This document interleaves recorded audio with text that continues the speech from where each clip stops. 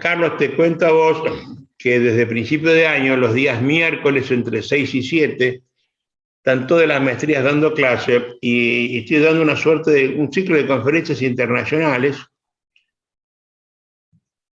donde viene gente de todas partes y damos temas variados, ¿no es cierto? Vos no podías estar ausente en este ciclo y yo quiero contarles a la gente mi cercanía personal con vos.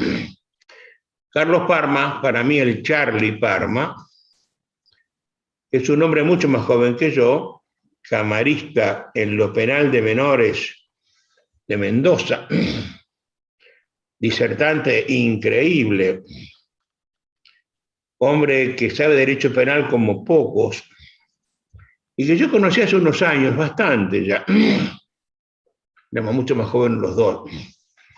Un día que me invitaron a dar una conferencia en la Fundación Alta Dirección, ¿no? Era el nombre de la fundación. Alta Dirección. En la ciudad de Mendoza. Y yo veo esos congresistas, esas cosas, y la verdad me aburro soberanamente, ¿no? Porque los temas se repiten, y se hablan mal, y las cosas se dicen tonterías.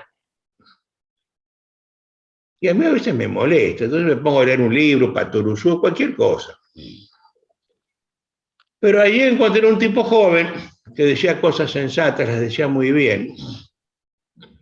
Pregunté, ¿quién es el señor? El Charlie Parma, me dijeron. Lo escuché con toda atención y descubrí que era un tipo inteligente. Cuando yo era chico, yo tuve un abuelo importante, mi abuelo paterno, que era un hombre muy sabedor, muy culto, interesante, mi abuelo. Fui muy amigo de él. Y un día me dijo, hija, cuando usted es una persona inteligente, de tan rara factura hoy, péguesele. Porque la inteligencia se adquiere por ósmosis. La inteligencia se contagia con la cercanía. Si usted se acerca, a lo mejor se le pega algo de la inteligencia del tipo que usted reconoce como inteligente. Yo no sabía qué era la inteligencia todavía, ¿no? Años después, estando un curso en Venezuela, caigo a una librería en Caracas y me encuentro un librito pequeño de un caraqueño que describía qué era la inteligencia. Lo compré en el viaje de vuelta en el avión, lo leí. Y fue un párrafo muy lindo. Ser inteligente, decía el libro, implica tener la capacidad de interrelacionar cosas que no son relacionables aparentemente. Y cuanto mayor inteligencia, mejor capacidad de interrelación. Y vi un ejemplo muy tonto, pero muy decidor. Desde los chinos la pasta es un plato que sobre todo en Europa se hace tontamente con harina y agua, un poco de fermento, y eso se ha comido siempre con aceite y a lo sumo con queso y ajo. Pero un tipo vio que estaba eso y por otro vio un tomate, que es un fruto que se come dulce o que se come salado. En Mendoza hay unos dulces de tomate riquísimos. Pero ponerle sal. Y juntó tomate con la pasta con el ajo. Y sacó el tomate, el tallarín al fileto. Un acto de inteligencia extraordinaria. Y esas cosas que tan burdo estoy diciendo, yo se las encontré en el Carlos Parma, que además es un ciclista notable y para mi gusto un mago maravilloso, ¿no? El mago Charlie. Yo querría que esto terminara con una prueba de magia, no puedo hacerlo porque no sería serio un juego de manos con la maestría, ¿no? Pero para mí es una virtud, ¿eh? La inteligencia, el ciclismo y la magia. Y además, el saber de esto. Cuando estuvimos haciendo esta serie de charlitas que les llamé charlas en tiempos de pandemia, tuve una charla con Parma que la tituló el problema del menor no es un problema menor. Y me llamó la atención el título y el tratamiento que él le dio desde su óptica de juez de menores a la justicia de menores. Y este es un tema que procedimentalmente es muy importante para mí, porque también estamos hablando de la prisión del menor, de la prisión preventiva del menor, de la punición del menor, y todo eso a través del proceso. Es una materia que está muy ligada con lo que hago yo, que trato de alternar en estas conferencias, un tema civil, un tema penal, un tema de teoría general, un tema constitucional. Por eso le he pedido a Parma, a quien invitado especialmente para que ustedes lo conozcan hoy, que hablemos alrededor del mismo tema, una charlas alrededor del tema, problema del menor no es un problema menor. Carlos, te recibo con todo afecto, con un fuerte abrazo, con la admiración y el respeto que sabes que te tengo desde siempre, y te dejo esto para vos. Yo me voy a estar un ratito contigo y voy a apagar después discretamente la cámara porque tengo que empezar otro Zoom en un ratito. Un abrazo fuerte y desde ya chau a todos. Los dejo en buenas manos. Muchas gracias, maestro. Adolfo Alvarado Belloso es un referente para mí, es un amigo, digamos, un padre en materia de oratoria y de esa capacidad para poder transmitir argumentativamente. Así que bueno, bienvenidos a todos a este mundo del menor. Yo quisiera comenzar rápidamente hablando específicamente sobre el sujeto, es decir, de quién vamos a hablar. Esta problemática del menor en riesgo, es decir, con el menor en el delito, la joven delincuencia, es una cuestión multicausal, multidimensional y extremadamente compleja. Es decir, son innumerables los factores. Yo mis últimos estudios son más precisamente sobre neurociencias y derecho penal de menores, y en esta historia personal de los chicos que llegan a ser institucionalizados, abundan los desamores, el abandono, la desnutrición infantil, los abusos sexuales, la violencia intrafamiliar, las drogas, el alcohol, la hipoculturización, la discriminación, la incomunicación y la influencia, sobre todo, de ejemplos negativos en el grupo que tienen que ver con la violencia, las drogas y las armas. Muchas veces nos hemos preguntado si el delincuente se hace o el delincuente nace. Y esta pregunta que se la viene haciendo la criminología desde antaño, y se la sigue repitiendo, indica un poco que hay una serie de factores ambientales, culturales, que tienen que ver precisamente con el cometer o no delito, tener esa predisposición al delito. ¿Y por qué se ocurre esto? Esto ocurre centralmente porque falla o el garante primario o el garante secundario. Veamos. Garante primario es la familia. Entonces, cuando la familia está fallando, ¿cierto? Yo siempre digo y parto de esta premisa: la solución del delito la tenemos todos. Todos sabemos cuál es la solución. Más escuelas, más trabajo, más hospitales, más viviendas y más amor en la familia. Si tenemos todo eso, es probable que los delitos sean circunstancias excepcionales. Yo diría, entre comillas, hasta pasionales, por así decirlo. Entonces la familia pasa a ser un núcleo central, un núcleo contenedor, un paraguas. Pero si esa familia falla, se produce lo que llamo un aborto postnatal. Es decir, ya ese chico queda eyectado. Pero en esa eyección al mundo, como le gustaba decir a Heidegger, o arrojado al mundo, como decía Husserl, aparece un garante secundario que lo puede contener, que es precisamente la escuela. Pero nosotros ya sabemos que hace muchos años el Estado en Latinoamérica ha decidido suicidarse. El Estado ha decidido suicidarse. Entonces, no hay escuelas, no hay recursos pedagógicos, no hay abordaje para ese menor, y en definitiva repite la repitencia, lo expulsa de la escuela y tenemos lo que tenemos. Es una realidad triste, angustiosa. El menor queda a la intemperie. Los chicos, en vez de estar jugando en una escuela, en vez de estar en una familia, están robando, están drogándose. Y esto no es más que un indicador de lo que viene.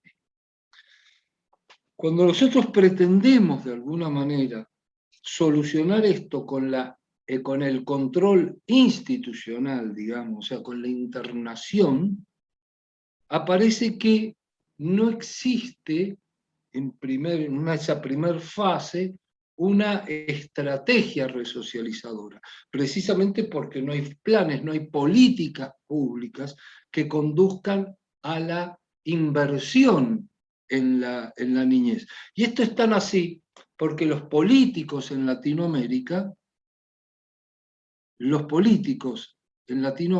tienen miopía de futuro, si no están apostando a la niñez para un mejor posicionamiento en años. Están contando votos y circunstancias mediáticas.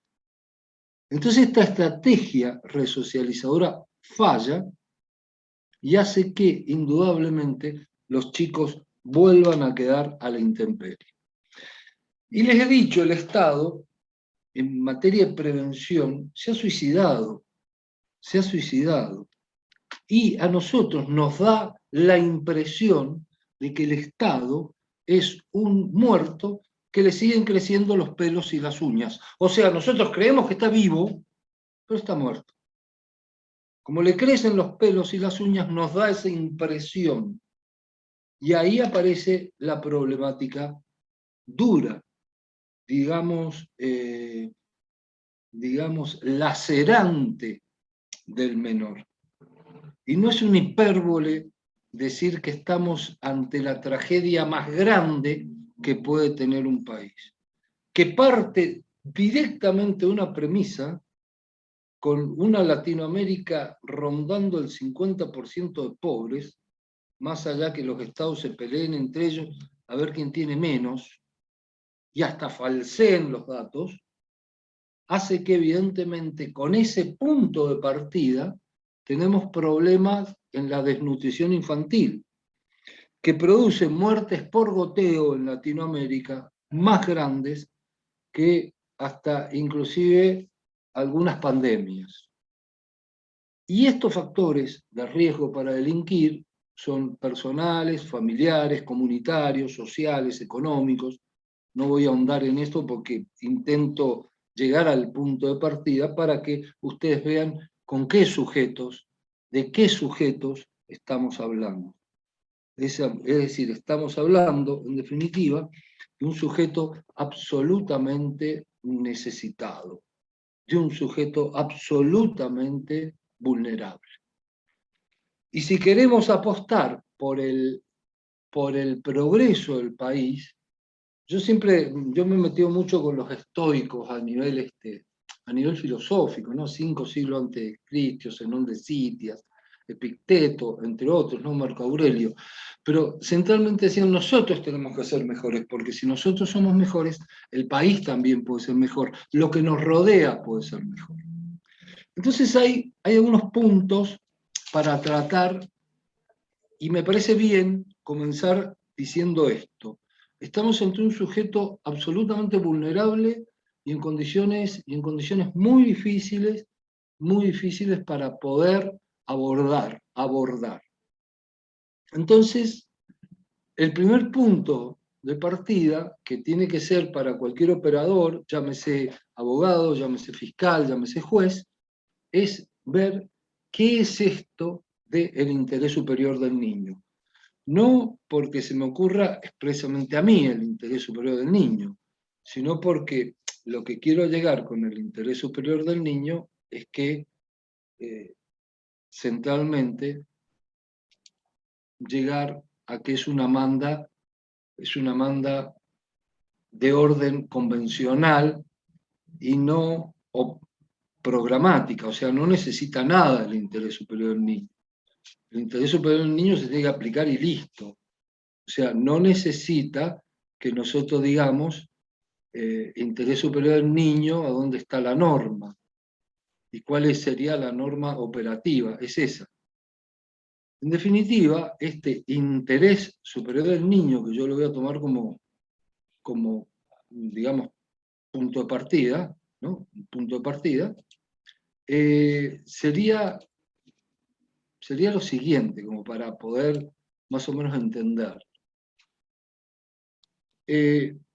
La Convención Internacional de los Derechos del Niño, que data del 20 de noviembre de 1989, la resolución en ese momento fue la 44/25, entra en vigor en el año 1990, abre a un principio supralegal.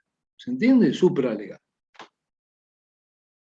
Y en principio se apunta que el interés superior del niño tendría que ser lo mejor para el niño. ¿Qué quiere decir esto de lo mejor? No es fácil entender qué es lo mejor.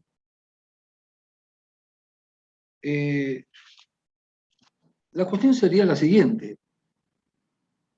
En mi opinión, me aparto un poco de esta línea lo mejor, porque tampoco hay una traducción exacta, dice the best, sería lo más grande, ¿no? Lo más importante para el niño. Este principio yo creo que tiene que ser lo más adecuado para el niño. Y tiene que ser lo más adecuado porque tiene que estar visto como se dice, ¿no? La máxima satisfacción integral y simultánea de los derechos y garantías reconocidos en la ley. Y esto se le puede adunar, que son derechos que permiten ejercer otros derechos y resolver conflictos entre derechos igualmente reconocidos. ¿Y por qué digo lo más adecuado? Si yo tengo un chico que ha cometido un homicidio en un barrio de las afueras de Guayaquil, de las afueras de Santa Cruz de la Sierra, de Santiago de Chile, búsquenlo por donde quieran, ¿podemos decir acaso que es más conveniente no internalizarlo, o sea, no dictarle una medida de internación y devolverlo al barrio? En realidad no es lo mejor para él, porque lo van a matar, porque los conflictos en el barrio, cuando se comete un homicidio entre familias o entre grupos, sabemos cómo se resuelven. No hace falta buscar un erudito, ni buscar en los arcanos laberintos universitarios ni teóricos, como para decir, no lo institucionalice, la última ratio, poderlo internalizar. No. Entonces, lo más adecuado es resguardar ese sujeto de derechos para poder después refamiliarizarlo en la medida de lo posible. La OG 14 de la ONU resolvió oportunamente que el interés superior del niño era un concepto que abarcaba 3 dimensiones. Y esto yo lo cuento en mi libro Derecho Penal de Menores, permítaseme que haga una alusión a este libro, editorial Hammurabi, Derecho Penal de Menores, porque es un libro muy conocido, muy, bastante leído. De hecho, ya vamos por la 3ª edición, y no hace mucho que ha salido, y bueno, es de la editorial Hammurabi, como bien les digo. Ahí dice, bueno, el concepto de interés superior del niño es un concepto de derecho sustantivo, es decir, la norma más favorable, es un principio jurídico interpretativo fundamental, es decir, la interpretación más favorable, y es un principio de norma de procedimiento, el procedimiento más favorable. Y acá nos encontramos ante 3 cuestiones centrales. La norma de fondo, cómo voy a interpretar, ¿Y qué procedimiento mejor voy a hacer para el niño? Y acá esta cuestión no es simple, porque evidentemente el interés superior del niño es un sintagma, es decir, un enunciado sin extensión, un definido sin definición, porque dice, se va a aplicar el interés superior del niño. Hay vaguedad en ese término. Y el interés superior del niño, como técnicamente no es una norma, de hecho no tiene sanción. ¿Qué pasa si yo violo el interés superior del niño? Entonces queda interpretada al arbitrio. Y a veces es interpretada como sinónimo de desjudicialización o abolicionismo. Pero lo que tiene que verse aquí, que interpretar al arbitrio el interés superior del niño, queda simplemente como un sintagma, un etiquetado. Entonces ustedes ven los fallos de la Corte Interamericana de Derechos Humanos que dice, bueno, con respecto a este niño, vamos a aplicar el interés superior del niño. Por ende, tal cosa, resuelvo. No se acordá cuando decimos la sana crítica racional, y conforme entiende la sana crítica racional, tal cosa. Pero no decimos que es la sana crítica racional. Entonces, aquí sí estamos frente a una cuestión que es importante. En Villagrán Morales contra Guatemala, la Corte Interamericana dice, bueno, el niño es un sujeto de protección. ¿Por qué? Porque pesa sobre él el interés superior del niño. Y como fue un sujeto de derecho, pero un sujeto con incapacidades, tiene que tener un sistema de protección especial que evidentemente tiene que ir en su ayuda. Bueno, no es mucho lo que les va a sumar algunas de las cuestiones que ustedes vayan a leer ahí en la Corte Interamericana, a pesar de que el interés superior del niño está citado en innumerables fallos de la Corte Interamericana. Lo cierto, y específico y puntual, es que la Convención Internacional de los Derechos del Niño nos va a decir que en todas las medidas concernientes a niños que tomen las instituciones públicas, los tribunales, se atenderá al interés superior del niño. Bueno, es lo que estoy diciendo, un sintagma, o sea, no nos dice nada, no nos dice qué es. Se atenderá al interés superior del niño.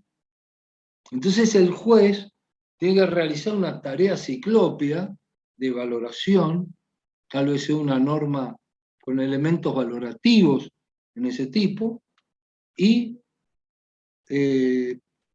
lo que tenemos que siempre pensar es qué respuesta se da para el niño y desde dónde se da esa respuesta. En definitiva, cuando estamos en estas cuestiones, cuando estamos metidos en estas cuestiones, podría decirse que hay una máxima de satisfacción integral y esa hay que buscarla. Siempre lo más adecuado para el niño. Ahora bien, ¿qué garantías tiene el menor en un proceso? Lo primero que tenemos que decir es que los menores en los procesos penales tienen garantías sobre garantías, o sea, tienen todas las garantías de los mayores y las garantías que le hacen y que tienen que ver con los menores. Como pueden ver ustedes, los menores entonces, para que quede claro, tienen un plus de garantías. Y la hermenéutica internacional propone lo siguiente. Lo primero sería el derecho a ser oído ante una autoridad competente cuando lo solicite. Esto es un tema verdaderamente fuerte, porque en muchas ocasiones se le dice al menor, bueno, usted tiene derecho a ser oído, ¿quiere decir algo? Sí, tal cosa. Bueno, está bien, ya lo escuchamos. En las reglas para argumentar, Robert Alexis dice, bueno, pero las personas que tienen derecho a ser oído, tienen derecho a participar. Es decir, el derecho a ser oído no es, ya te escuché. No, te escuché y te atendí. Y respondo, porque si no, es un diálogo de sordos, no sé si se dan cuenta. Es decir, como pueden ver ustedes, el mensaje no está en lo que el interlocutor, digamos, el comunicador dice, sino en lo que el receptor entiende. Y en lo que el receptor entiende y qué es lo que hace el receptor con el mensaje. Entonces, el derecho a ser oído es derecho a participar, es derecho a que se resuelva esa cuestión.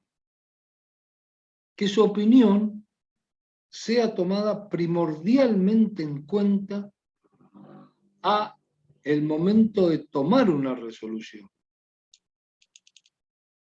A ser asistido siempre por un letrado especializado en niñez, desde el inicio del procedimiento. Por eso nosotros, en muchas ocasiones, hacemos un doble tándem, digamos.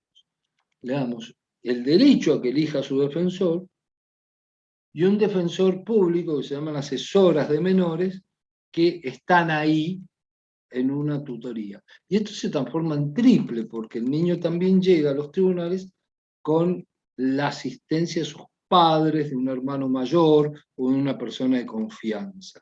Esto quiere decir que hay un triple acogimiento desde el punto de vista de quienes están resguardando por sus derechos. A participar activamente en el proceso, a recurrir siempre ante un superior, ante cualquier decisión que lo afecte. O sea, este derecho al recurso que está previsto en todas las convenciones internacionales que hacen a los derechos humanos, tiene que ver directamente con este punto, este tópico. Siempre puede recurrir a un superior. Este derecho a ser oído encuentra su bolsón, digamos, su ubicación en el artículo 12, inciso 1 de la Convención de los Derechos del Niño, que disponen que los Estados partes, dice la Convención, deben garantizar al niño que esté en condiciones de formarse su juicio propio el derecho a expresar su opinión libremente en todos los asuntos que lo afecten, teniendo en cuenta, obviamente, sus opiniones, su edad, su madurez, etc. ¿Cuál sería la normativa aplicable para estos chicos? Bueno, como se sabe, punto 1, la Constitución Nacional.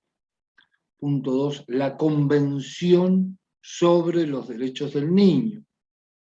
Punto 3, las leyes especiales de protección integral de la niñez y de la adolescencia.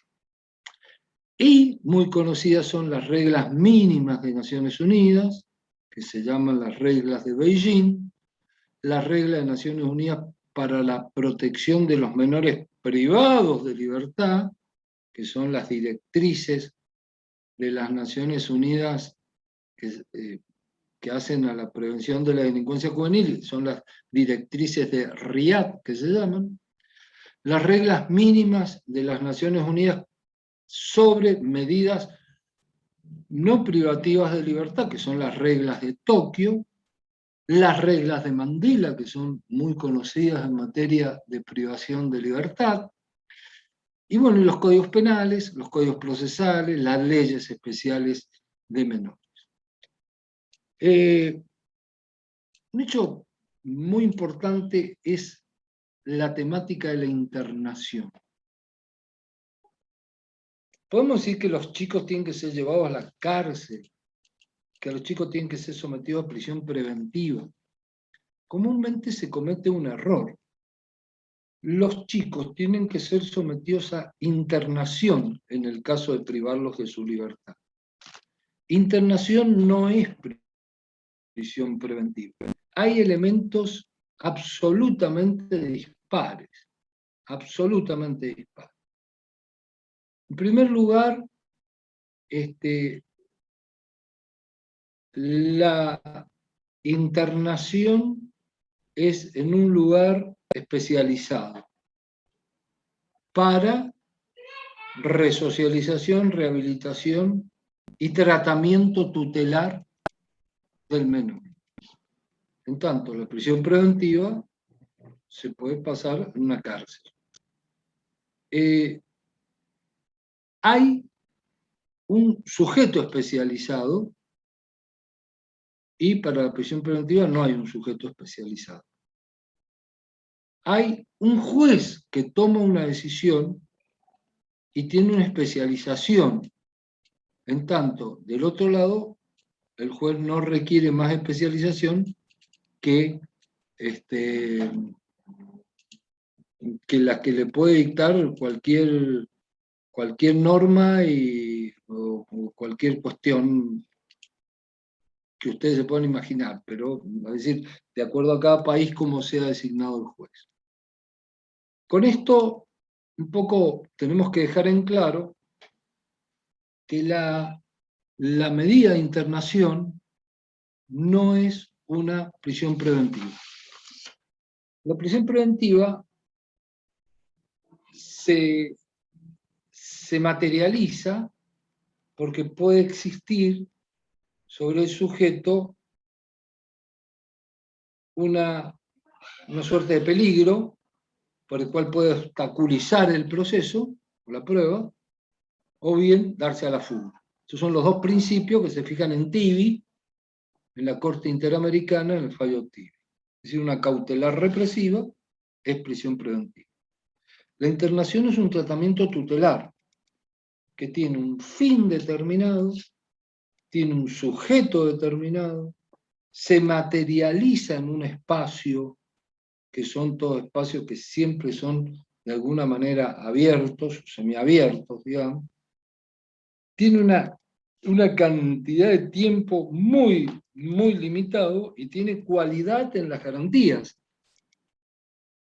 cosas que evidentemente no ocurre en el tema de la prisión preventiva, que muchas veces se presenta como una pena anticipada. Y ustedes saben, responde a un criterio sustancialista o procesalista.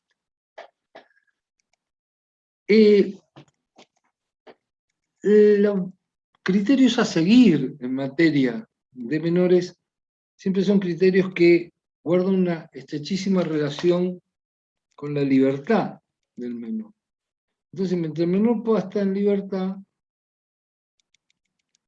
si en la Argentina sucede que existe un tratamiento tutelar, es decir, que existe una doble sentencia, como para que se entienda. Una sentencia de responsabilidad penal, que es la que fija la autoría y participación en el hecho, y una sentencia de imposición de pena. Entonces, lo primero que se le dice al menor, mire, usted, el hecho ocurrió y usted lo hizo. Y le proponemos este plan para que usted se rehabilite. Le proponemos este plan para que usted se refamiliarice, es decir, vuelva a la familia. En sentido paralelo sería se resocialice. Este es el plan a seguir. Usted lo cumple dentro de las pautas generales, ni siquiera tan a la letra dura, y a usted no le ponemos pena. No tiene sentido la pena. En definitiva, esto es un verdadero adelanto, es una maravilla, digamos, porque una especie de suspensión de juicio a prueba mejorado. El plazo razonable en materia de adolescente no se trata de una cuestión, entonces, absolutamente fija, porque el mismo artículo 37, 40 de la Convención Internacional del Niño dice, y bueno, sometámoslo a un tratamiento y veamos los plazos que puede o no tener. Es decir, que cuando el chico tiene un buen tratamiento tutelar, y va camino, supónganse ustedes que haya sido un chico con terribles problemas de drogadicción y lo estamos recuperando. ¿Qué vamos a decir? Que se cumplió el plazo razonable, o vamos a terminar de hacer ese tratamiento de recuperación. Es más, y va a quedar absuelto en esa segunda sentencia que se llama integrativa. Por eso es muy importante que a veces, cuando se dirime en la Argentina entre condenar o no condenar, si hay una prórroga, que se opte por la prórroga. Yo quisiera contarles algo que tiene que ver con las neurociencias y con los nuevos paradigmas que estoy tratando en los cuales estoy tratando de incursionar, ¿no? Hace ya mucho tiempo que las neurociencias pasa a ser una cuestión más que importante en el derecho penal. Aunque el chauvinismo y la negación y las conjuras y los oráculos que existen en el derecho penal y, digamos, los arcanos laberintos de los eruditos nos priven de que nosotros podamos penetrar en este mundo tan fascinante del cerebro y, por supuesto, de las neurociencias. Sí es bueno tener presente, no dejemos de tener presente, una resolución que ha sacado la ONU, que ha sacado la OEA más específicamente en agosto, sobre que las neurociencias se tienen que aplicar como políticas públicas y también dentro de las academias. O sea, señores, fíjense en la neurociencia. Tenemos 89.000 millones de neuronas o 100.000 millones de neuronas que están conectadas por 1.000 sinapsis cada uno, o sea, son trillones y cuatrillones de neuronas que están dando vuelta en este universo casi infinito que es el universo neuronal. Y estas neuronas toman decisiones por nosotros en forma automática, la gran mayoría de ellas, y otras están un poco dirigidas por lo que se llamaría la zona prefrontal o lóbulo prefrontal. Esto sería, por supuesto, la base del sistema como para empezar a hablar de este tema. Es decir, que las células nerviosas que habitan en el cerebro se las denomina neuronas y transmiten mensajes. Estas neuronas pueden transmitir mensajes a través de sinapsis eléctricas o sinapsis eléctricas o sinapsis químicas, ¿no? En general, las sinapsis eléctricas son las más... Es decir, que esta comunicación es pre y post sinapsis, es variada, es compleja, y en el plano funcional tiene dos formas. Una forma excitadora y una forma inhibidora. La zona predilecta de quienes estudian esta temática es el lóbulo frontal. Nosotros ya lo conocíamos por las estrafalarias ideas y nefastas ideas que alguna vez dejó Lombroso en el derecho penal. Pero también hay que decirlo, no tengamos miedo en decirlo, que Lombroso fue para las neurociencias o digamos, para la psiquiatría de ese momento, un ilustre desconocido. Es decir, no era un hombre importante. El hombre importante en ese momento se llamaba Ramón y Cajal, que fue precisamente el autor y premio Nobel de las teorías de las neuronas. Pero lo cierto es que la toma de decisión está precisamente ahí. Está en lo que se llama el lóbulo frontal, es decir, las conductas que tienen que ver con la toma de decisión, el por qué, el cómo, el para qué, con quién, con qué, cuándo, dónde se quiso cometer el delito, dependen de áreas que están cerebralmente involucradas ¿en qué? ¿En qué? En el control de las emociones. Y fíjense ustedes lo que decía Derrida, cuando vos tenés un texto, todo está en el texto. Porque si vos decís, y nació el hombre, estás negando que nació la mujer. Y cuando vos decís, Dios creó al hombre, está negando que creó a la mujer. Es decir, que el discurso siempre algo afirma. Si yo digo, se inició la campaña al desierto, estoy diciendo que ahí no había nadie, pero había alguien. Entonces estoy negando. En lo presente hay un ausente.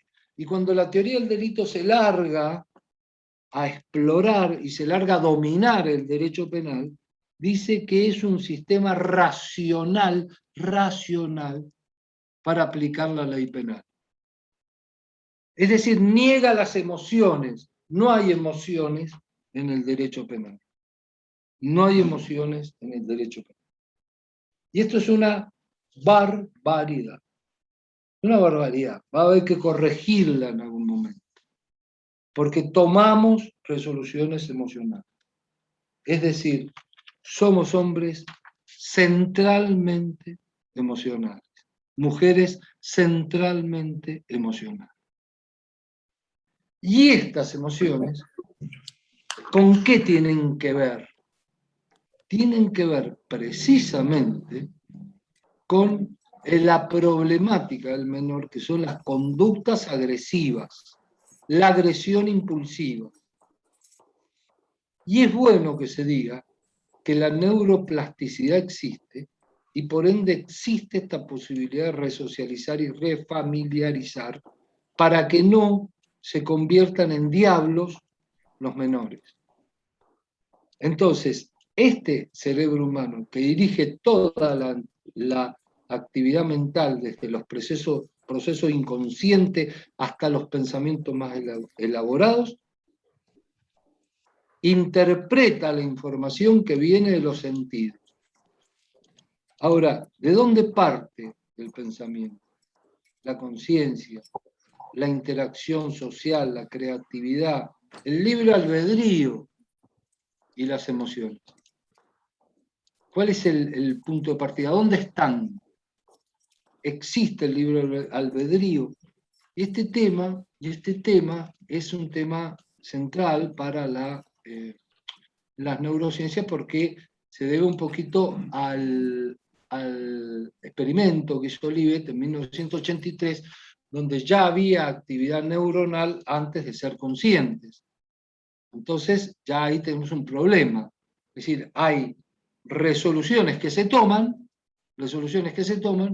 y todavía no somos conscientes. Y esto que parecía un experimento, como si fuera un experimento en laboratorio para ratones, pasó a seres humanos y hoy en neurociencias, digamos, la gran mayoría respalda, en más, en menos, con críticas, con lo que sea, este experimento de Olivet. Y esta agresividad, ¿por qué se da? ¿Por qué en los animales no se da la agresividad que tienen los seres humanos? Porque la agresividad responde en los animales a dos pautas. Por un lado, a defender su cría, que sería conservar la especie, defender la cría y son agresivos, o defender su supervivencia, es decir, tiene que comer y es agresivo. Pero si ya comió y no está con la cría, no es agresivo. El único que le suma la agresividad social es el hombre. Esta agresividad va en busca de recompensas satisfactorias o de respuestas amenazantes. Como pueden ver, la agresividad puede tener varias causas. Falta de sentido de pertenencia positivo, aprendizaje, que se llama el TDAH, la educación con ejemplos negativos, los trastornos médicos o neurológicos, las adicciones, la baja autoestima, los problemas de socialización, etc. Lo cierto, y acá nosotros sí lo sabemos, que si un individuo se desarrolla en un medio hostil, agresivo, violento, lo único que va a hacer defenderse de ese entorno con conductas agresivas, violentas, etc. Es decir, conductas que tengan que ver con ese trato que está recibiendo. Y ahí se habla del ciclo de la violencia, cuando los padres golpean a los hijos, serán hijos golpeadores después, etc. Hay 6 áreas del cerebro que son muy agresivas, pero nosotros conocemos al menos 2 que son importantísimas para el derecho penal: el hipotálamo y la amígdala. El hipotálamo en sus zonas laterales está involucrado con el placer y con la ira, y en la parte media se conecta con la aversión, el disgusto, etc. Este hipotálamo es el que brilla, el verdadero autor, en la emoción violenta, por ejemplo. Sale y mata, va derecho. No pasa por el filtro del lóbulo frontal. Freud decía, es bueno que el hombre maneje el caballo, ese caballo inconsciente, ese caballo del hipotálamo, desbocado, que el jinete domina el caballo, el yo consciente. Pero el deseo a tener, que tienen muchos chicos, el conflicto con la ley hace que ese placer y esa recompensa sean cuestiones decisivas, porque si no, no puede ser. El tener se convierte en ser. Y estas estructuras límbicas, que son la amígdala, el hipotálamo, el área septal, modulan la agresión. Y yo tengo que ser, o sea, tengo que tener. Ahora, ¿cómo está evolucionada la mente del chico? Y es acá donde falla el derecho penal y donde el derecho penal de menores tendría que decir mucho. Y yo le pido a ustedes que lo digan, y es la mayor garantía que podemos transmitir acá en esta charla. Estas estructuras subcorticales, como el hipotálamo, generan las conductas agresivas, y la amígdala también, ni les cuento, sé de los miedos, ¿no? Y están implicadas en los estímulos emocionales. En ese sistema límbico se encuentra este centro de agresión que más influye en los adolescentes, la amígdala. Agresividad y miedos. Miedo al miedo. Lean Zygmunt Bauman en las sociedades del cambio permanente, la sociedad líquida, es la sociedad de los miedos. La amígdala ejerce control en los sentimientos y en las emociones. ¿Qué me van a hablar de una situación racional? ¿En quién? En un menor que todavía no tiene desarrollado el cerebro. ¿A qué edad creen ustedes que se puede desarrollar un cerebro? La neurociencia dice, en alguna ocasión a los 28, 30 años. Al legislador argentino se le ocurrió decir 16, podía haber dicho 15, 14, 20. ¿Con qué exactitud, con qué evidencia se habla de la inimputabilidad o no? El área, digamos, la corteza frontal, el área del cerebro que controla el razonamiento, o sea, ya no las emociones, razonar, esto me conviene, no me conviene, que nos ayuda a pensar. Estamos hablando del lóbulo frontal, ¿cierto? El lóbulo frontal es el director de orquesta, el que se da vuelta y dirige todo. El cerebro se desarrolla más tarde y va cambiando y va madurando. Y los trastornos psicológicos, el alcohol, influye muchísimo en ese desarrollo. Por eso es importante decir que si nosotros lesionamos esas zonas, ni hablemos si lesionamos zonas en las que puede interferir la amígdala directamente, como la conciencia del peligro, etc., bueno, vamos a generar un Plinyas Gage, como en 1848 ocurrió en Harvard, es decir, este primer caso de las neurociencias, donde Gage, después de una tragedia, tuvo un cambio absolutamente sideral porque había sido lesionado su lóbulo frontal. Terminó muriendo a los 12 años, eso, alcoholizado, abandonado y sumamente agresivo. Yo quisiera entonces, con esto que ustedes me han permitido generosamente exponer, que la Organización Mundial de la Salud ha definido la adolescencia como un periodo de crecimiento, desarrollo humano, que se produce después de la niñez y antes de la edad adulta. Y va de los 10 a los 19 años. Sin embargo, esto no está bien, a pesar de que lo diga la Organización Mundial de la Salud, como otras tantas barbaridades ha dicho que la hemos escuchado ahora con el tema de la pandemia. Nos ha llamado la atención la cantidad de ñoquis que hay ahí. Nosotros creíamos que los ñoquis eran todos de Latinoamérica, pero parece que son mundiales los ñoquis.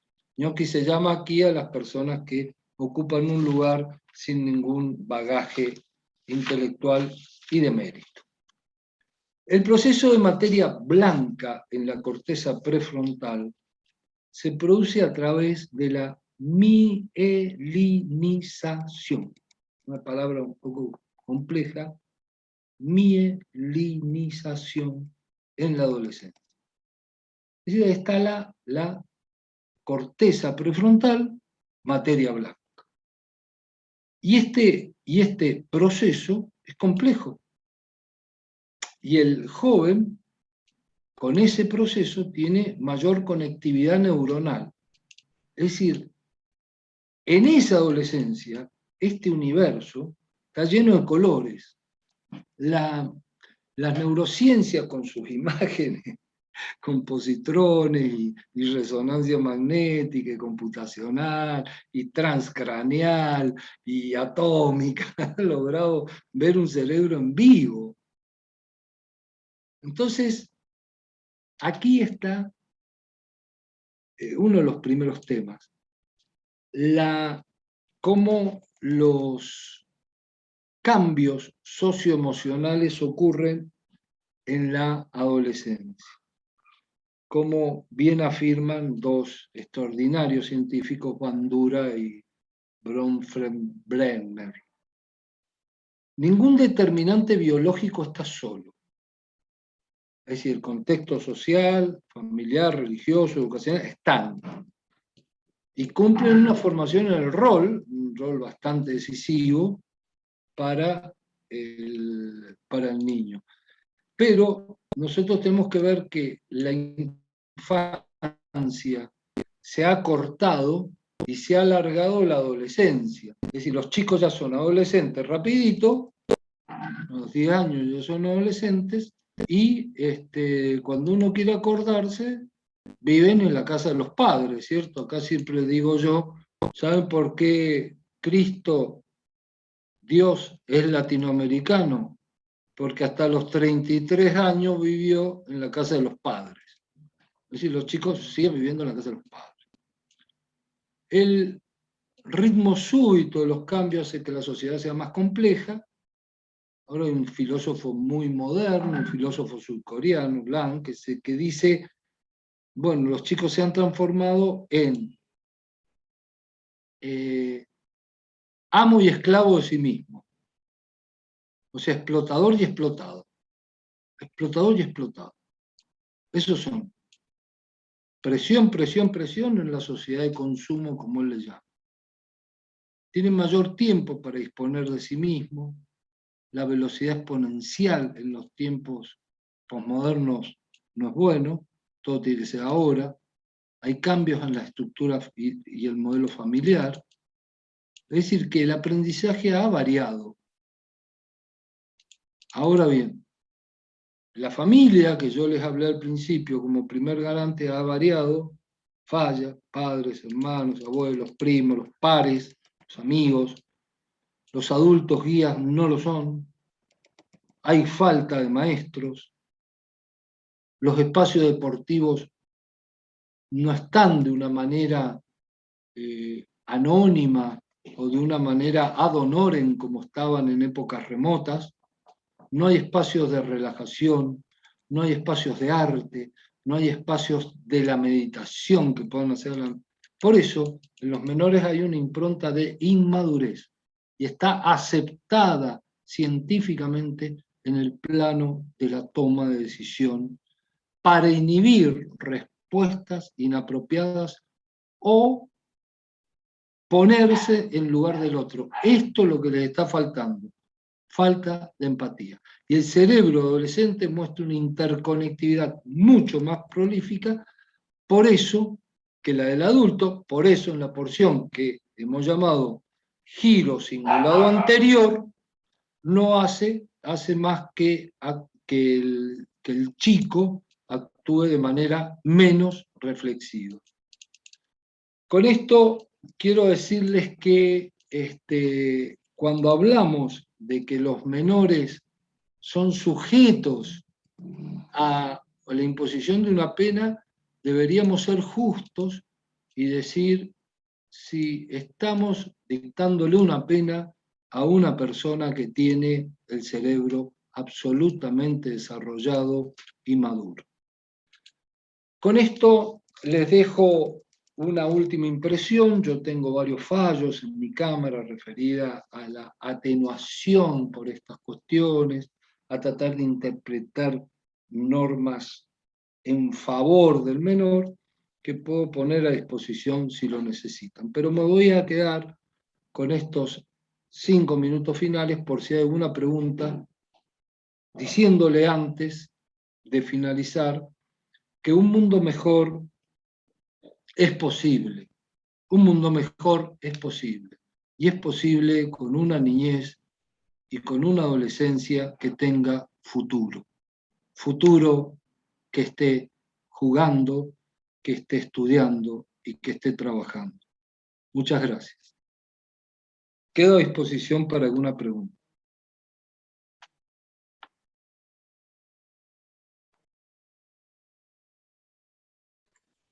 Si me permiten un minuto.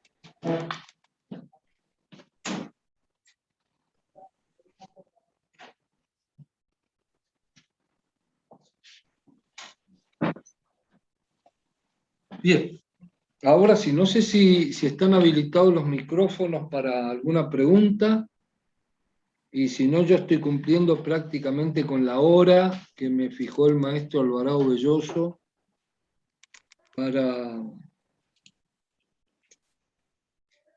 Bueno, Muy buena gracias por las exposición, palabras. doctor. Yo creo que es una cuestión meramente política y se deja de lado, yo creo que ni está en tratativas de nadie todo lo que se planteó en esta charla. Bueno, lo bueno es que esté en tratativa nuestra. Sí. Me parece que sí, que es como le pasaba a René Descartes cuando decía, bueno, puedo dudar de todo, pero no puedo dudar que estoy pensando en este momento, ¿cierto? El cogito ergo sum cartesiano. Entonces yo creo que siempre lo bueno es que existan protagonistas y que uno se sienta el protagonista de ese cambio. Entonces, lo que sí podemos decir para no angustiarnos, para que no caer en el espacio de la posmodernidad y de todas estas filosofías de la angustia, como empezó Jean-Paul Sartre con el existencialismo, a decir, bueno, estamos solos frente al problema, saber de que, bueno, que es difícil a veces cambiar el mundo, cambiar el país o cambiar muchos espacios grandes, pero no es difícil cambiar uno, es decir, hay cosas que no están bajo nuestro control y cosas que están bajo nuestro control.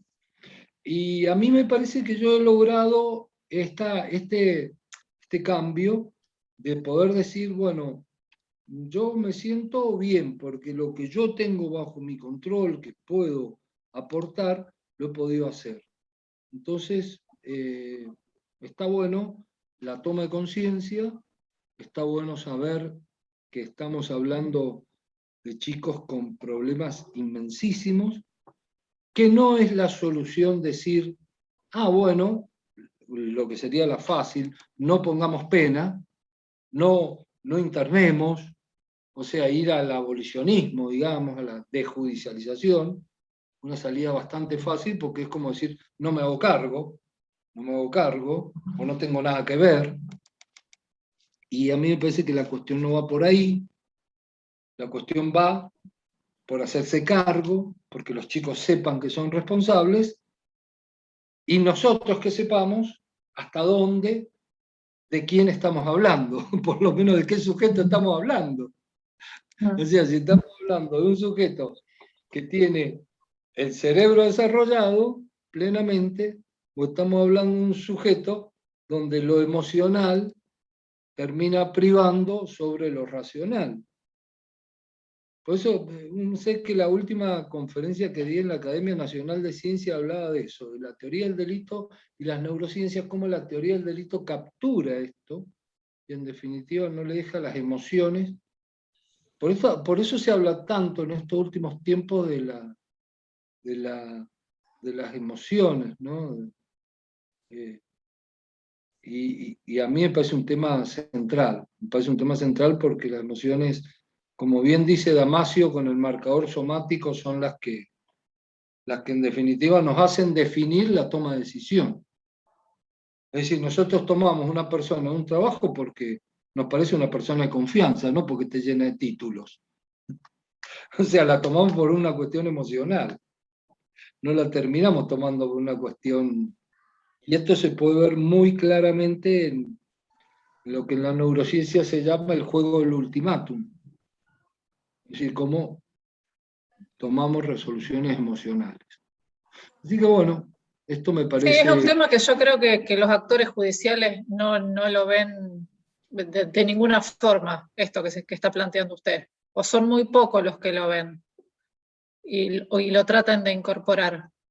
Yo por lo menos y lo van a no tener veo que que ver. suceda. Lo van a tener que ver porque hay dos cosas que van a llegar al derecho penal. Hoy, mañana, pasado. Usted es joven, usted la va a ver. Yo tal vez esté en el cosmos, dando vueltas. O como dice Fito Páez, yo ya voy a formar parte del aire ahí. Pero lo interesante, Virginia, es que... Virginia, usted, ¿no? Sí, sí. Como mi tía, mire qué lindo nombre. Mi tía Virginia. Bueno, mire, lo central es que hay dos cosas que van a pasar en el derecho penal, que son las neurociencias y la inteligencia artificial. Es decir, hay muchos países que ya tienen robots que son jueces. Hay un robot como Sofía, por ejemplo, que tiene una cabeza que yo soy un enamorado de esa mujer, digamos, ¿no? Ese robot mujer. Tiene nacionalidad inclusive. Hay responsabilidad penal, civil de los robots. Es decir, esto ya está pero muy lanzado, los algoritmos definen el mundo, y si, en definitiva, si usted quiere preguntar o quiere ir a alguna calle, Virginia le pregunta a Google, Sí. ¿cierto? No le va a preguntar al señor de la esquina, a dónde queda la calle tal. Y esto ya está incorporado. Lo importante es que las neurociencias, lo que hace a las neurociencias, yo le diría al menos dos cosas. Casi todas las tesis doctorales en materia de psiquiatría en el mundo van por el lado de las neurociencias. La neurociencia se ha metido en todo. La neuroeconomía, la neuromarketing, en el neuromatemática, neurofísica, neuroconstrucción, todo. Hay todo. Bueno, el derecho va a tener que decir bastante con respecto a esto. Fíjense ustedes, si nosotros con un químico podemos bajar esa agresividad o no la podemos bajar. Usted me va a decir, por supuesto. Y bueno, el tema sería por qué no lo hacemos. Es decir, no tenemos un paradigma como para poder responder. ¿Por qué no resolvemos si hay un problema emocional y todo tiene que ser racional? ¿Desde cuándo? Porque eso lo dijo René Descartes en el 1500. Y Kant, 2 siglos después, dijo, me estoy despertando del largo sueño dogmático, el de Descartes, precisamente. O sea, Hume con la experiencia me hizo despertar de ese letargo. el sapere aude de Kant. Y así hasta el siglo XX, lo que estamos viviendo ahora, hasta el siglo XXI, estos cambios absolutamente revolucionarios.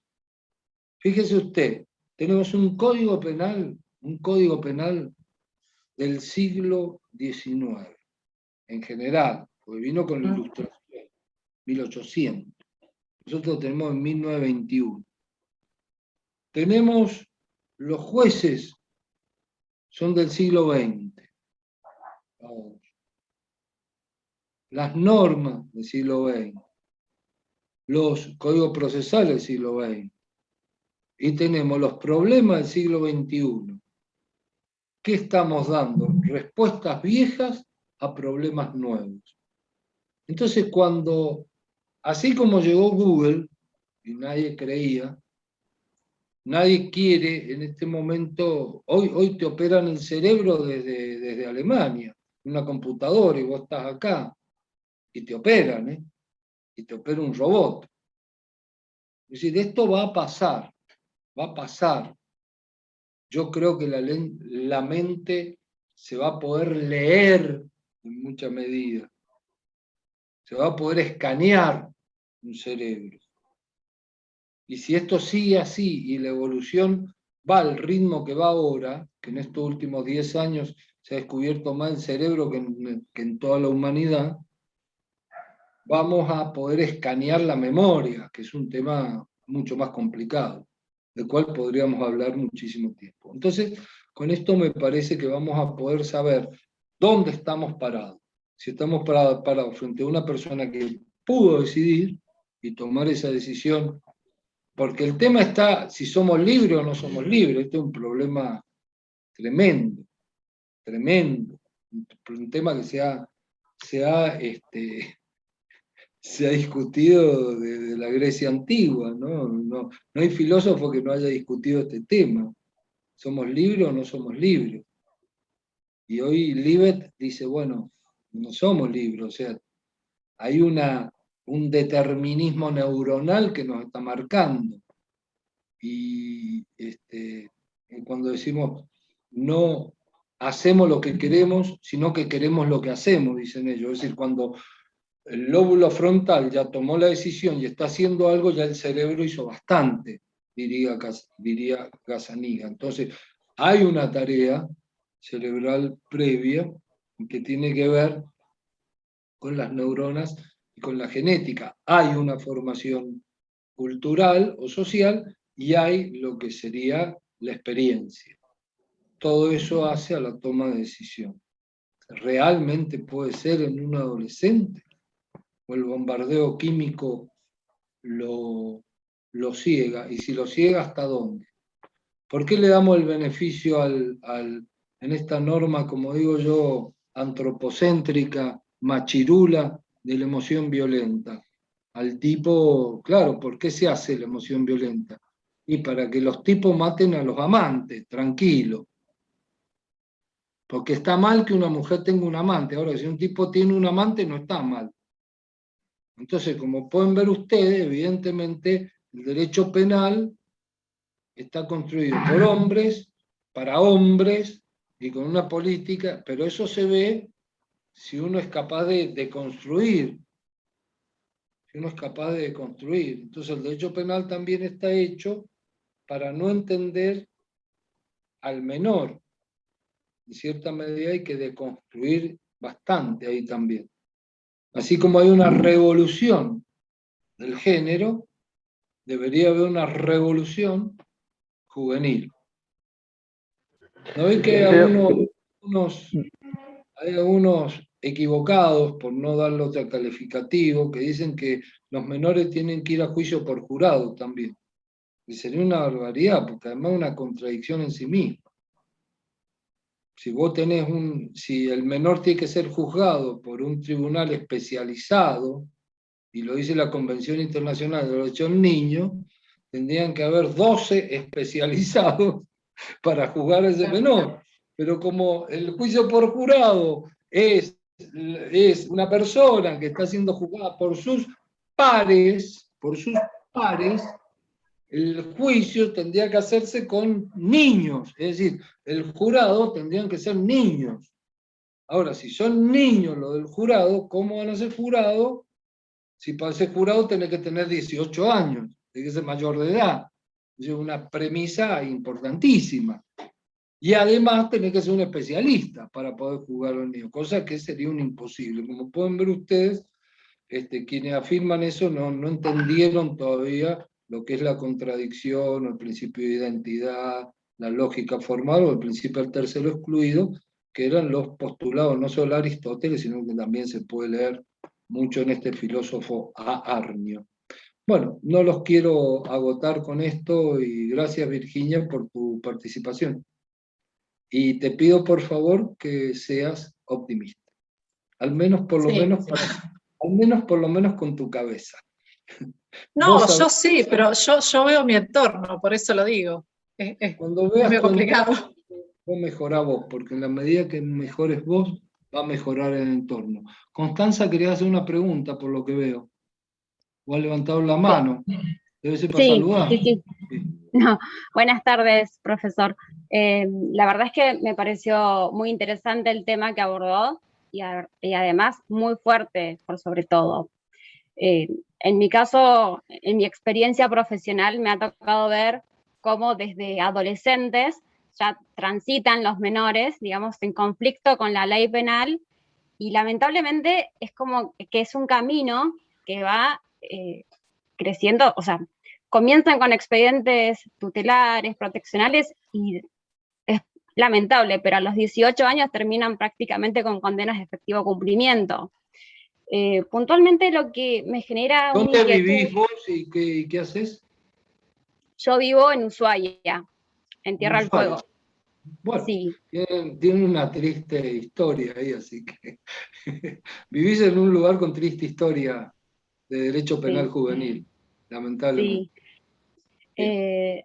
Actualmente trabajo como secretaria en un juzgado de ejecución penal, pero también tuve una trayectoria en una defensoría. ¿Y vos qué decís? ¿Qué hacen con los chicos? ¿Qué le dan? ¿Vos decís que a los chicos le dan condena? No, son muy pocos casos. No. Y lo van a mandar a la cárcel, pero están locos. No, pero digamos, tienen problemáticas durante la adolescencia, que por ahí pueden canalizarlas, por ejemplo, a través de una suspensión de juicio a prueba, pero también vi o veo que después son de adultos, digamos, empiezan con condenas de efectivo cumplimiento, ¿no? O sea, que es un camino... Bueno, sí, claro, bueno, sí, pero el tema es que nosotros hacemos lo que podemos hacer. Seguro. Y lo que podemos hacer implica que con que uno se salve, estaría justificado todo lo que hicimos en toda la vida. Entonces esto también tenemos que ver, no las cosas que no podemos controlar, como le decía Virginia. Seguro. Digamos o sea, nosotros no podemos controlar, querida Constanza, lo que los demás piensan de nosotros, ¿cierto? Es decir, si alguien dice, no, Constanza es tonta o Constanza es una genia, eso vos no lo podés controlar. Lo que sí podés controlar es sentirte mal cuando piensen algo diferente, vos eso sí lo podés controlar. Es decir, vos podés controlar, ¿me entendés? Constanza es una tonta, o que vos digas, yo soy una tonta. Entonces eso sí lo podés controlar. Con estas cosas pasa lo mismo. Es decir, nosotros lo que podemos hacer es acompañar una parte del proceso. Después, como suele ocurrir en todos los órdenes de la vida, los hombres y las mujeres tienen circunstancias que la van marcando exógenas y endógenas. Y estas circunstancias pueden ser gravísimas, y hay que ver cómo vos vas a responder en tu resiliencia a eso. Estos chicos vienen a estar a la intemperie, no vienen de un hogar, ¿me entendés?, pleno de amor.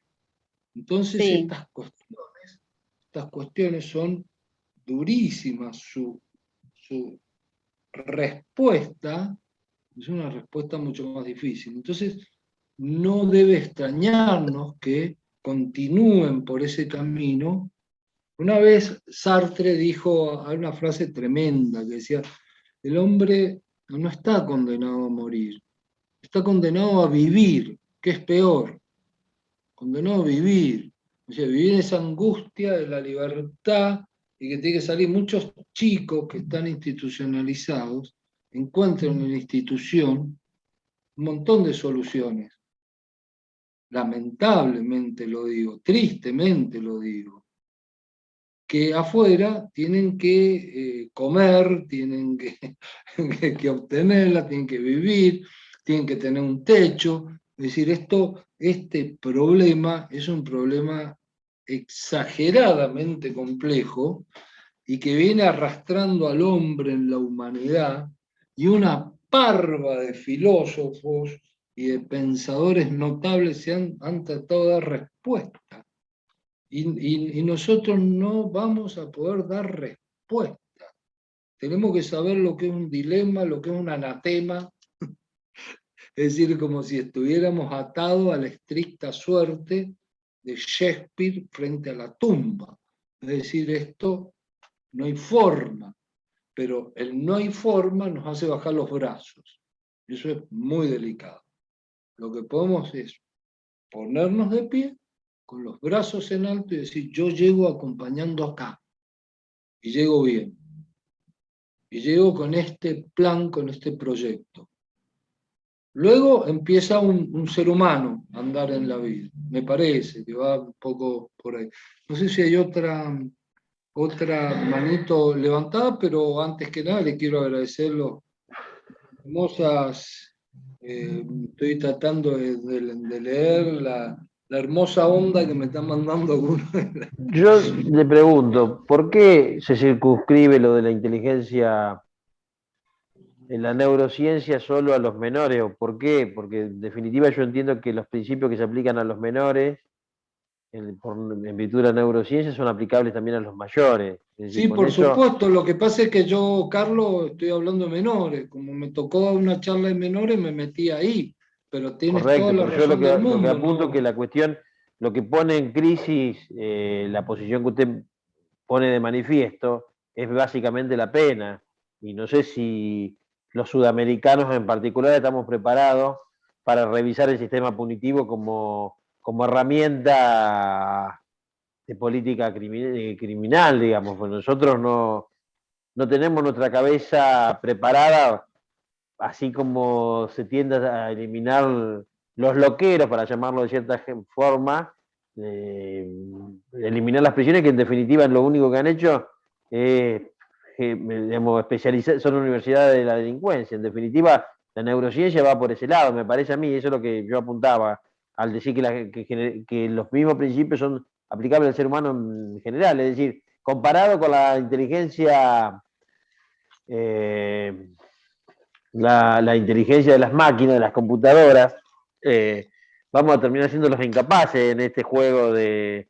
Todos vamos a terminar siendo con ciertas capacidades limitadas, cuando hablamos de la inteligencia artificial, que no me salía la palabra. Por eso digo que la cuestión de la neurociencia no vino solo para quedarse con relación a revisar la cuestión de los menores, es con relación a revisar el sistema en toda su complejidad. A eso apunto a mi pregunta. No, Carlos, en primer lugar, a mí Alvarado Belloso me pidió que dé una charla de menores, por eso hablé de los menores, así que te ruego disculpas si no he sido lo suficientemente claro. Por eso me refería a los menores, porque era mi charla, pero comparto plenamente con lo que dice. La neurociencia ha venido para quedarse con todo, con los menores, con los mayores, con los ancianos, con los viejos, con los discapacitados, con los no discapacitados, ha venido por todo la neurociencia. Sí, en materia de ejecución penitenciaria tiene mucho para decir, porque obviamente que la serotonina como neurotransmisor tiene unos efectos maravillosos, ¿me entendés? O sea, podría decirse que la serotonina es la droga del bienestar. Y bueno, si nosotros tenemos mucha serotonina, tenemos menos agresión. Eso está muy estudiado, está tremendamente estudiado. A tal punto que ya se está utilizando mucho eso, ya se está utilizando mucho la temática de la serotonina contra lo que serían los sistemas dopaminérgicos. Y bueno, ¿cómo hace el ser humano para obtener serotonina? Y yo, para que esto no parezca una clase de autoayuda, voy a aclarar esto, ¿no? Porque si no, van a decirme, no, bueno, pero usted no es un pastor. No, esto está absolutamente estudiado. Si yo hago deporte, como sano, duermo bien, tengo que dormir, porque si no duermo es un problema muy grave para la neurociencia no dormir. Y hago obras de bien, por ejemplo, fíjense ustedes qué curioso, voy a poder obtener más serotonina. Esta serotonina es un neuromodulador que es inhibidor de conductas. Las mujeres en general, por su carácter empático que tienen, o sea, tienen mayor empatía, han desarrollado mejor el área de Broca, que es el área del habla, y el área de Guterres, que es el área de ejecución del habla, y a su vez tienen mejor funcionamiento en lo que se llaman los neuromoduladores, inhibidores GABA. Estos inhibidores GABA hacen que sean menos agresivas que los hombres. De hecho, esto hay una explicación de la neurociencia, pero no habría que meterse con la neurociencia, habría que ver la conformación en las cárceles y uno se da cuenta como las cárceles tienen prácticamente un 90% de mujeres o 95% de hombres y un 5% de mujeres. Es decir, que la cuestión, si uno la ve cuantitativamente, lo sabe. Volviendo a este tema que vos me preguntas, o sea, si nosotros metemos más serotonina, vamos a poder generar un circuito serotoninérgico que en el cerebro va a tener una respuesta extraordinaria, porque va a tener una respuesta de menos agresividad y de menos violencia. Y, bueno, esta agresión, que es una agresión impulsiva en muchas ocasiones, va a ceder porque precisamente estos sistemas están interactuando para que los inhibidores funcionen. Así que bueno, esto se usa en las cárceles. Se usan también en algunos países cuestiones que están directamente asociadas con la testosterona, se sabe. Son las castraciones químicas que a veces nosotros conocemos. Bueno, estas castraciones químicas tienen un sentido también. De alguna manera tienen un sentido. ¿Cuál sería el sentido que tienen? Y bueno, precisamente quitar esa característica del macho, el macho que tiene más testosterona, porque precisamente implica en sus huesos, en su fuerza, en sus músculos, en su calidad para actuar con más prevalecencia sobre las otras especies, y bueno, en la capacidad de reproducción también, y bueno, le baja esa testosterona con estos inhibidores químicos, y el problema es, como bien dice la criminóloga Ana Coluccia, bueno, es cierto, no cometen delitos sexuales, pero cometen otros delitos, o sea, se transforman en degenerados por otro lado. Entonces es un poco difícil manejar esto. Lo cierto es que, insisto, las neurociencias han venido para quedarse y tienen mucho que ver en el mundo moderno. Ahí estoy viendo un amigo en pantalla que es Joseph, mi querido. Saludos, estimado maestro. ¿Cómo estás, mi querido amigo? ¿Cómo están tus cosas? ¿Cómo estás? Sí, recién vi la foto del encuentro en el Cusco con Miguel Ángel Núñez y nuestro querido amigo Mir. Una pregunta, estimado maestro.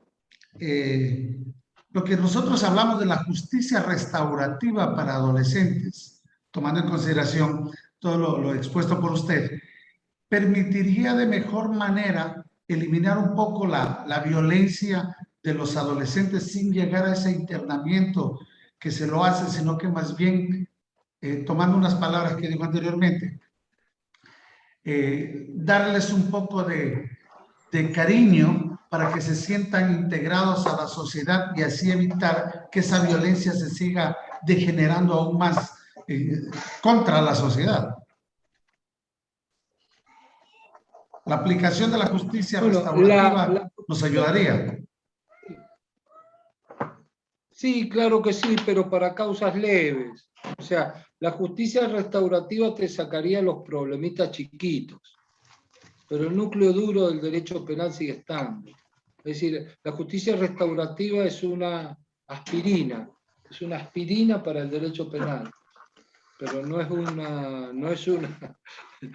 una quimioterapia, digamos. O sea, el derecho penal necesita una quimioterapia en este momento, y no una aspirina. Bueno, yo me he pasado muchísimo de la hora. Josep, ha sido un gustazo verte, ha sido un gusto verlos a todos, visto algunos alumnos y gente muy conocida de Bolivia, de Ecuador, de Perú. Así que bueno, gracias a las chicas por participar, por las palabras hermosas que me han puesto también en el chat, no puedo dejar de agradecerle. Virginia, me preguntabas contactarme. Bueno, es muy fácil, yo ando por YouTube, poné la web y debo estar en 1000 lugares. Y ahí deben estar mis datos, pero si lo quieres hacer fácil, te mando a ver si se puede una contestación por acá y te pongo, a ver, contestar a Virginia. Bien, te contesto acá antes de irme y no, lo que dice contestar a todos. Me está complicando, Virginia, ¿vale? Pero bueno, te pongo el Carlos, mensaje. ¿qué andas necesitando? No, Preparado. para ponerle a Virginia en privado, pues no puedo entrar al privado, entonces tengo que contestarle a todos. Pero bueno, le contesto a todos. Pongo ¿Algún correo? sí, mi mail y bueno, le damos por ese lado. Poner todavía lo paré. Estoy tratando de... bueno, el correo sería parmacarlos. ¿Por qué no puedo poner arroba? Hace macanita, Julio. Parmacarlos@gmail.com. Parmacarlos@gmail.com. Lo que sí le pido que me aclaren bien quiénes son y cuál sería el tema, porque recibo muchos emails. Bueno, Gracias. simplemente no puedo dejar de despedirme con una frase que a veces es característica mía, ya que me tocó hablar de las neurociencias, que no se olviden que hay una cosa mucho más importante que este tema de lo que aprendan hoy y de toda la maestría junta, que es una manda muy importante para el cerebro, ser feliz. Así que no se olviden, es muy importante, es obligatorio. Bueno, los quiero mucho, bendiciones para todos, gracias para Adolfo, para quien estuvo operando, Jorge, que te veo ahí muy activo y con este apellido ilustre. ¿Qué sos de Adolfo? El sobrino. ¿Qué sos de Adolfo, Jorge? El sobrino, Carlos. Ah, bueno, buenísimo. Sí, tenés una linda impronta, buena cara. No te olvides, Jorge, de ser feliz.